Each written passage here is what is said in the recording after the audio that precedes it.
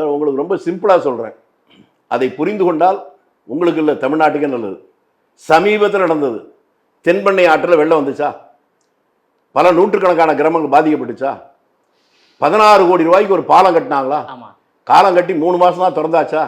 அந்த வெள்ளம் வந்தோடனே அது பாலமும் கரைஞ்சு போச்சா? எல்லாம் உண்மைதானே? அந்த வெள்ளம் எப்படி வந்துச்சு? மழையில பெய்து. எங்க நிலவுச்சு? சாத்தனூர் அணையில. சரியா? சாத்தனூர் அணையில முழு கொள்ளளவும் தேங்கியதுக்கு பின்னால அதுக்கு மேல தேக்க முடியாதுங்கிறதுனால அதை திறந்து விட்டாங்க. அவ்வளவுதானே? அந்த சாத்தனூர் அணை கட்டி எத்தனை வருஷம் ஆச்சு?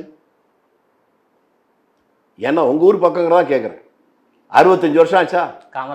65 வருடங்கள் கடந்ததுக்கு பின்னாலும் வெறும் 4 கோடி ரூபாயில் கட்டப்பட்ட அந்த அணை முழு கொள்ளளவு வருகிற போது நிமிர்ந்து நிக்குது. அதுல இருந்து கொஞ்சம் திறந்து வச்ச தண்ணி வந்த உடனே 16 கோடி ரூபாய்க்கு கட்டப்பட்ட ஒரு பாலம் மழையில கரைஞ்சு போகுது. இதற்கான காரணம் ஏன் என்னன்னு தமிழ்நாட்டில் இருக்க ஒவ்வொரு குடிமகனும் யோசிச்சு பார்த்துட்டாலே இவன் நியாயத்தை நோக்கி நடைபோடுவான்.